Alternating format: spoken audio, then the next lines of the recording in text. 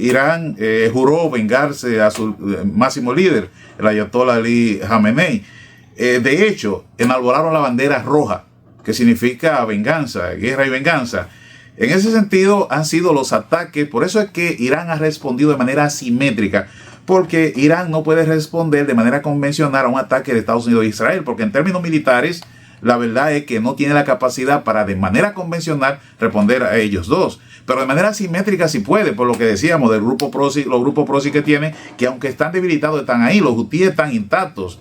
Entonces, podría utilizar las milicias chií en Irak tan intactas.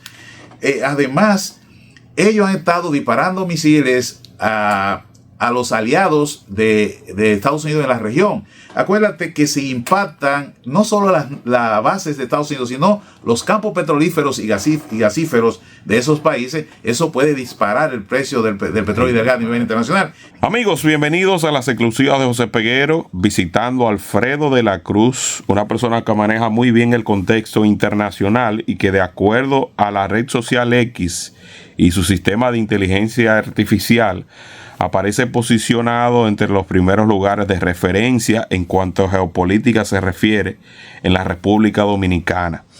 Alfredo, ¿qué podemos esperar en la República Dominicana? Porque el mayor interés que yo tengo en esta conversación es las repercusiones después del ataque de Estados Unidos a Irán y luego que Irán entonces atacó a sus vecinos.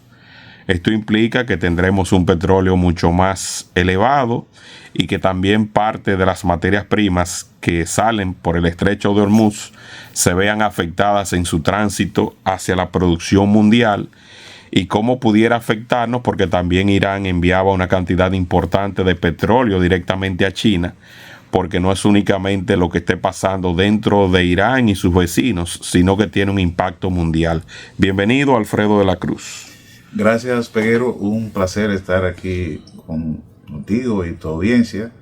Para mí, el principal canal por nivel de seriedad de República Dominicana que trata estos temas y los temas nacionales.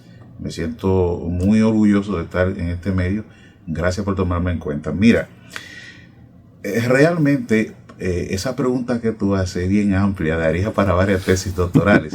Pero vamos a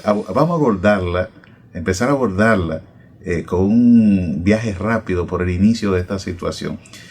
Tú sabes que con el triunfo de la revolución de los ayatolas, por allá por el 1979, que dieron al traste con el gobierno del Shah Mohammad Reza Pahlavi, se instauró una teocracia chiita en Irán, porque los iraníes son miembros o están afiliados a la segunda gran rama del Islam, que son los chiitas. Para algunos, tú sabes que cuando los árabes conquistan a los persas eran una civilización muy culta y muy avanzada. Junto con la China, son las dos culturas más viejas del planeta. Pues los persas, que estaban por encima de los árabes en términos culturales e intelectuales, abrazaron el chiismo y no el sunismo, que era la rama mayoritaria, y se empezaron a ver a sí mismos como los adalides de los débiles. Pues bien, con el triunfo de la revolución de los ayatolas, el programa nuclear que se había iniciado en época del Shah fue puesto en abandono, porque el ayatola consideraba como una aberración la creación de un arma nuclear. Luego de la guerra que hubo entre Irán e Irak, sí ya pensaron en adquirir un armamento nuclear para su sistema de defensa. Sin embargo, todos sus trabajos y estudios fueron para lograr estar cerca de la fabricación, pero no la fabricación misma del artefacto, porque el ayatollah Ali Khamenei, que es quien heredó al ayatollah Ruhollah Khomeini, que fue quien formó y fundó la teocracia, ellos eran contrarios a que el país tuviera un arma nuclear, porque eso era contrario a los designios de Alá. Bien, en todo este proceso, al principio no hubo problema, pero como el ayatollah, cuando toma el poder, Ruhollah Khomeini juró la destrucción de Israel, que iban a destruir a Israel, pues ya empezaron a verlo con cierta preocupación, porque un Estado que era contrario a Israel y tuviese un arma nuclear, pues la existencia de Israel estaba amenazada.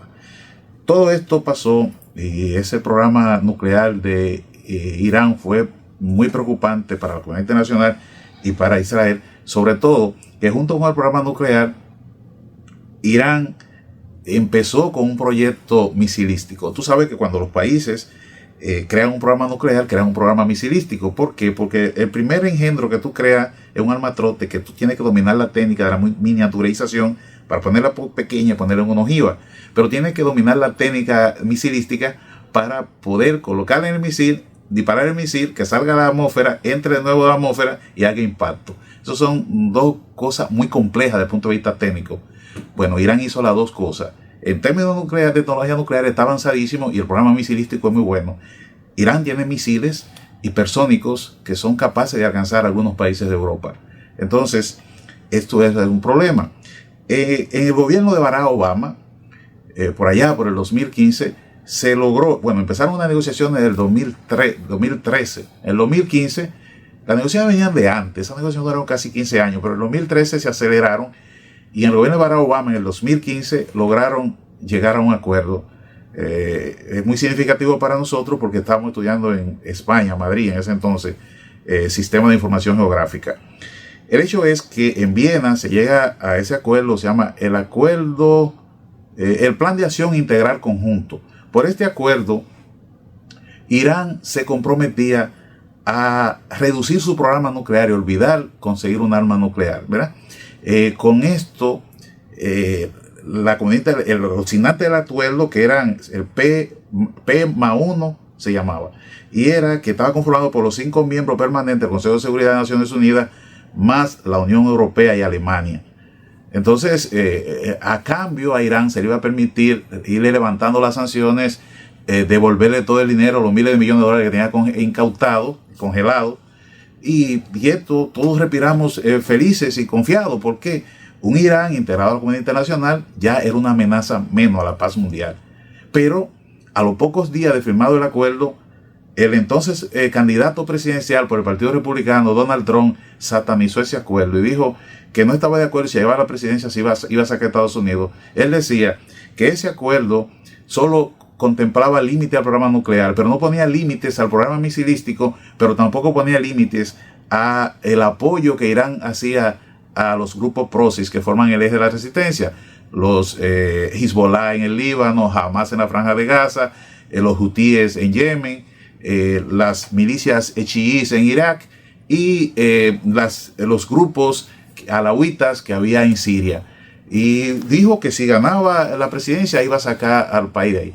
Aunque los demás signatarios del acuerdo no estaban de acuerdo con Estados Unidos en esa situación, y siempre el Organismo Internacional de Energía Atómica, que en ese tiempo dirigía al-Baredi, confirmó que Irán no había violado ninguno de los puntos del acuerdo, que lo estaba cumpliendo, más de 5 certificaciones. Aún así, Trump ganó la presidencia, en el 2016 tomó el poder y en el 2018 sacó a Estados Unidos del acuerdo. Los países signatarios trataron de hacer que volviera, nunca volvió. Entonces, Irán siguió cumpliendo, pero pasado un tiempo empezó a enriquecer uranio. Lo que genera sospecha sobre el programa de Irán, que aunque ellos dicen que es con fines pacíficos, no para construir un arma atómica, es que la mayoría de los países que no buscan un arma atómica, sino que tienen tecnología nuclear para fines civiles y científicos, lo más que tienen es de 3.5 a 5% de enriquecimiento de uranio. Incluso hay aplicaciones en usos civiles que puede llegar a un 20%, pero son muy pocos. Entonces, Irán ha enriquecido uranio al 60%. De 3.5 que decía el acuerdo a 20 es difícil, pero de 60 a 90, que es lo que tú necesitas uranio enriquecido con el isótopo U-235, con el cual entonces tú puedes hacer armas nucleares. Entonces no se explican que Irán es el único país que no tiene un programa supuestamente para fines militares y está enriqueciendo uranio por encima del 20%. Entonces esto genera desconfianza en la comunidad internacional. Bien, dado ese caso, dado ese punto, Trump regresa al poder y habla de que hay que llegar a un acuerdo con con Irán, que Irán tiene que llegar a un acuerdo de limitación de su programa nuclear. Y en eso regresa al poder. Ahí vemos que Israel sigue en su eterna lucha con Irán por el problema que tienen, el problema histórico y generacional. Bueno, el hecho es que Trump dice, ahí viene la guerra de los 12 días de junio de 2025, que es un resultado de un error estratégico de Irán de apoyar que su grupo Proxy jamás atacara a Israel en el 2023, 7 de octubre de 2023, en el que hubo más de 1.200 heridos, muertos, más de 200 secuestrados, y eso fue terrible. Entonces, esto le dio cierta legitimidad en el relato de Israel para iniciar la guerra que inició contra Hamas en el 2024. Hamas debilitado, ahí vino el proceso por el cual salió del poder Bashar al-Assad, huye de Siria. Israel continúa atacando y eliminando el liderazgo de Hamas y el liderazgo de Hezbollah. Entonces, Irán está muy debilitado en su grupo Proxy. Llega la guerra de los 12 días, con la que Israel y Estados Unidos atacan las plantaciones nucleares de Irán y elimina parte de su cúpula militar, parte de la cúpula que dirige el programa nuclear, e Irán queda muy debilitado. Israel está viendo que Irán está debilitado y que es el momento de dar el golpe final, aceptar el golpe final. Trump no entra directamente en esto porque su equipo de asesores le dice quiénes son los persas, que el potencial de ellos, Persia no es Venezuela. Pero Trump, con la protesta que se inician en Irán por la crisis económica, la evaluación del real en más de un 50%, en los bazares la protesta empieza por allí. Entonces, Trump cometió un error que fue que le mandó un ultimátum, una línea roja, que dejaran de estar masacrando a la población civil porque si no iba a intervenir. Trump sube en las elecciones pasadas en Estados Unidos diciendo que no va a meter a Estados Unidos en guerras largas, esa guerra Forever War, y que va a traer a Estados Unidos todos esos soldados que están fuera. Entonces Trump dice esto.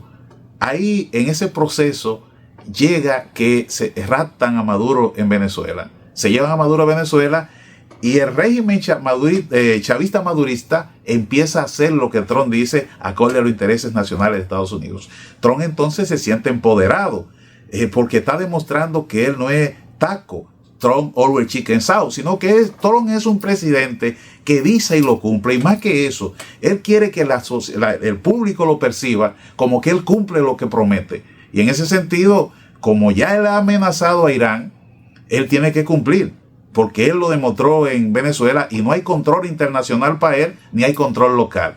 Entonces, en Irán, en Israel, Benjamín Netanyahu, que tiene muchísimos problemas legales con la justicia, tiene por necesidad que mantener estos ataques para mantener su coalición en el poder, porque si retira los ataques a Irán, la coalición que tiene en el poder se le demorona, él sale del poder, y tiene que convocar elecciones, sale del poder y cae preso.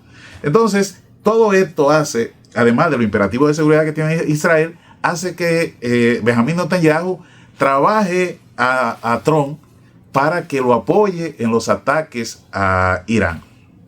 En este proceso de negociación que Trump inició, Trump ha dicho que hay 10 días para llegar a un acuerdo. El acuerdo era con la mediación de Omán, y el ministro de Relaciones Exteriores de Omán había dicho que había habido avances significativos en estas conversaciones, que incluso el 28 iba a haber una reunión y se pospuso para el lunes. Es decir, que este lunes 2 había muchas posibilidades de firmar un acuerdo, pero el día 10 se cumplió ayer, sábado, en la madrugada. Y precisamente en el momento en que todos se están levantando allá, porque allá todo el mundo duerme en búnkers, con el momento que están saliendo es que empiezan los ataques. El primer ataque es a la residencia, al palacio del ayatollah Ali Khamenei. E incluso se llevan al ministro de Defensa y al poderoso jefe de la poderosa Guardia Revolucionaria de Irán. Y por ahí siguen los ataques. Entonces esto, al descabezar el régimen, Trump sigue presionando, diciendo que tienen que ponerse de acuerdo. Pero hay que entender algo claro aquí.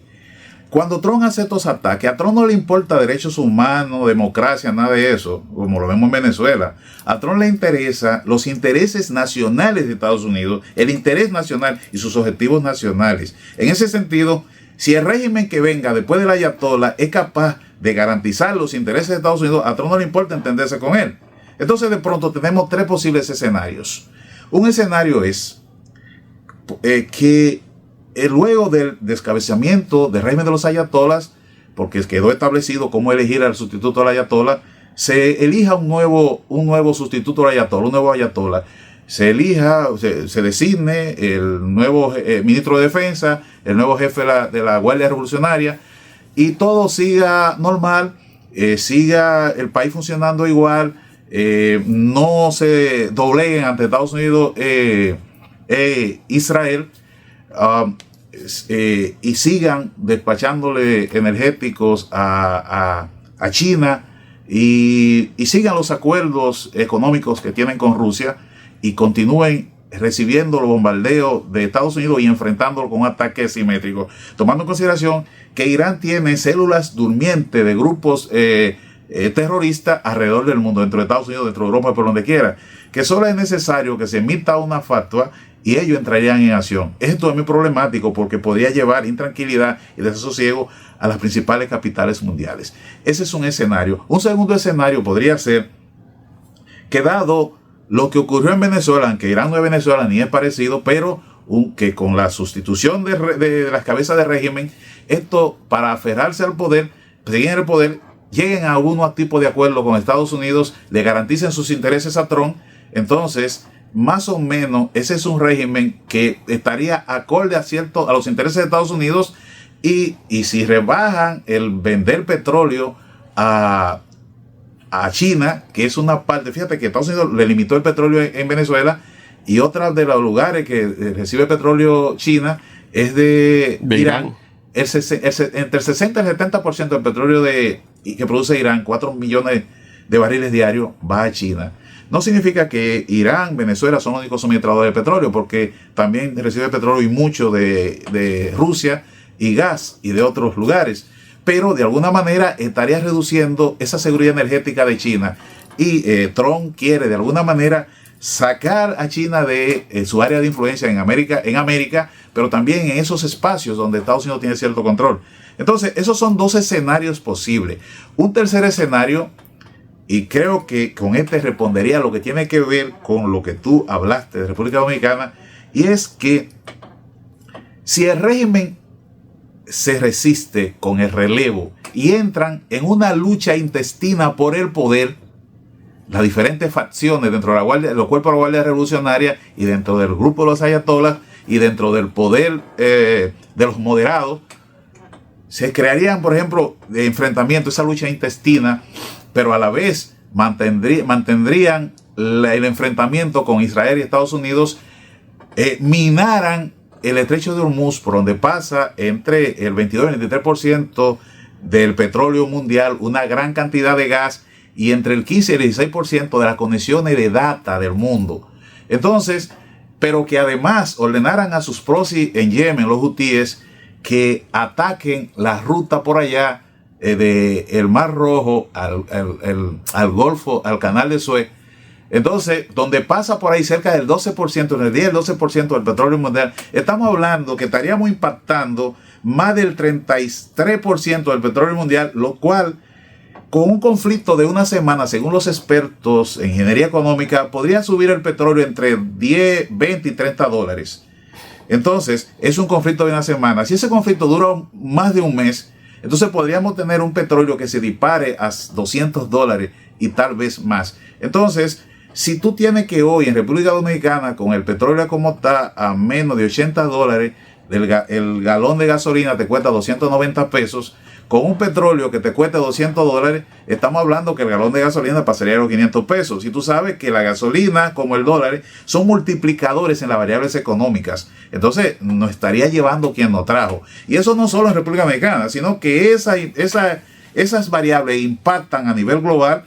Entonces, un mundo que está en recesión y que todavía no se ha sacudido de la crisis económica generada por la pandemia del COVID, y por las guerras que tenemos en Europa, entonces habría que confesarnos con Dios. Bueno, imagínate tú, un país que depende tanto de Estados Unidos, que depende tanto del petróleo, y que no somos productores de petróleo, tenemos que comprarlo y tenemos que comprarlo al precio del mercado internacional.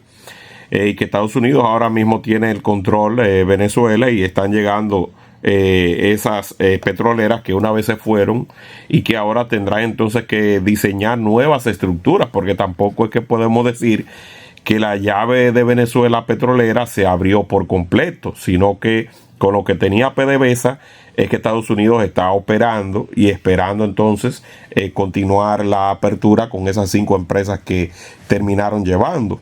Entonces un país que tiene que utilizar dólares, que en este momento la tasa del dólar estaba cediendo, si un conflicto como este se escala, va a subir el dólar, pero al mismo tiempo también va a subir el petróleo, y el presupuesto que se destina, que en años pasados era de 156 mil millones de pesos, ahora ese presupuesto se verá duplicado o triplicado en caso de que este conflicto escale, que es lo que me preocupa realmente aquí en el país. Y no he visto hasta el momento de esta entrevista una reunión del equipo económico de la presidencia de la República Dominicana para que juntos puedan trazar la pauta de qué se va a hacer, porque a mi entender esto posiblemente sea peor en caso de que se extienda, peor que la misma pandemia a nivel económico para la República Dominicana, porque eso también impide el dinamismo que sostiene el país en cuanto a turismo se refiere, porque ¿quién quiere vacacionar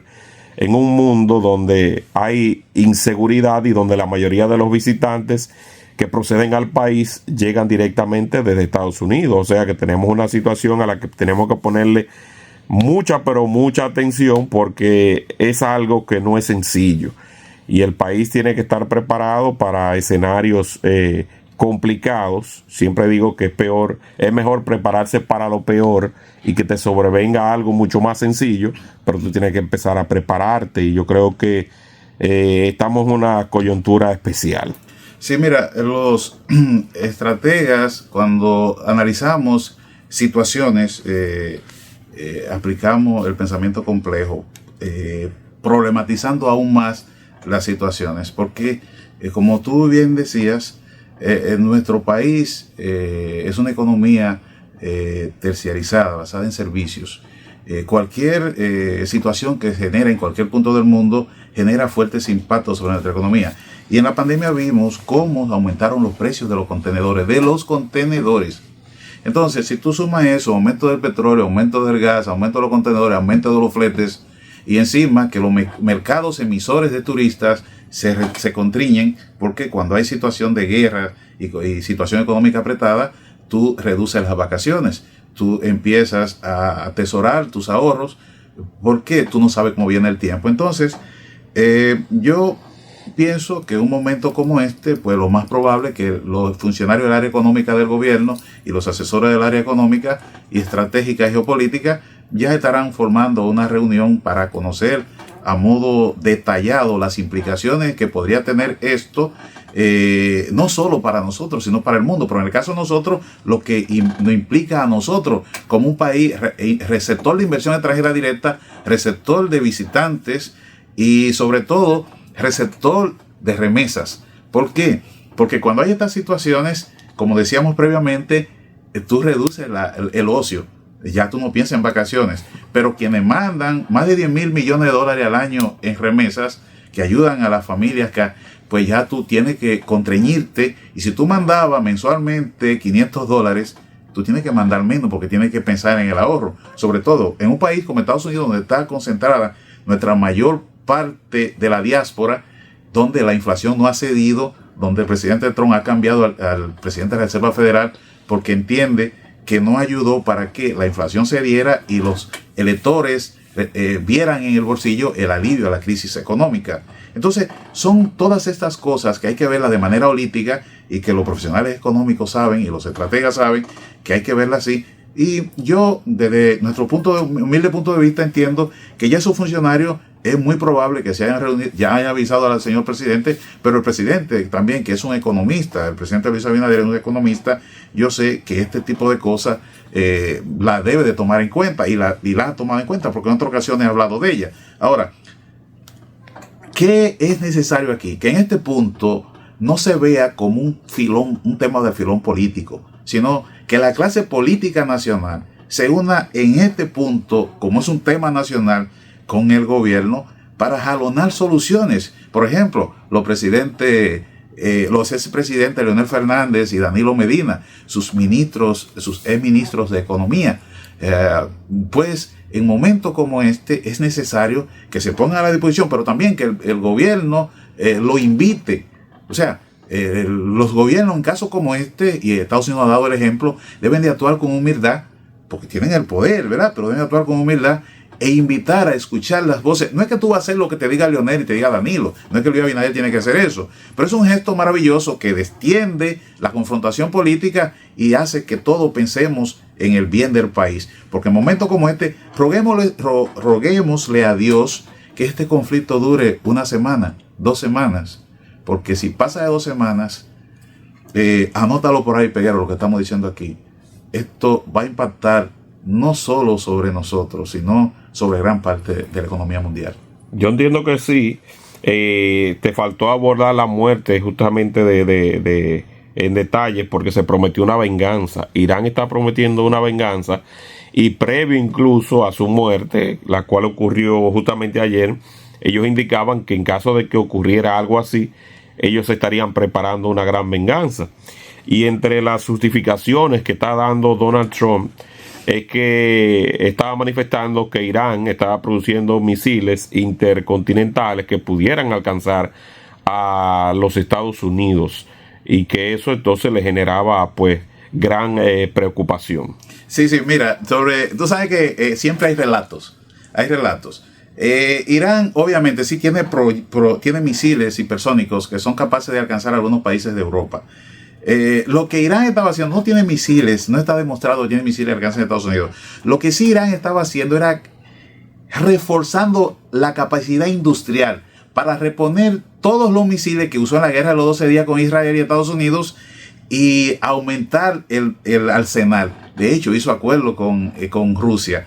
Eso sí era un tanto peligroso, porque pudiendo alcanzar países de Europa, eso significa que puede destruir Israel si tuviese un arma nuclear. Por ejemplo, en la guerra de los 12 días, Irán demostró que podía saturar el sistema de defensa antiaéreo de Israel, que es uno de los mejores del mundo. El sistema de defensa de Israel está compuesto por el Iron Dome, que es la cúpula de hierro, el David Sling o la onda de David, y el Arrow 2 y 3, que es flecha 2 y flecha 3. Ahora están construyendo el Arrow 4 o flecha 4. Ese sistema es uno de los mejores del mundo, con efectividad de más del 96%, pero Irán, con su sistema misilítico y drones, logró saturar el sistema de defensa antiaéreo de Israel, que es uno de los mejores del mundo. Fíjate que de un 96%, en los últimos misiles que lanzó, el sistema estaba por debajo del 60%, lo que significa que si la guerra seguía, Irán podía hacer grandes daños sobre Israel, porque se estima que Irán tiene más de 3.000 misiles de estos, y no usó todos esos misiles. Entonces, a pesar de que el sistema de Israel es bueno, es muy caro, porque cada misil interceptor cuesta mucho dinero.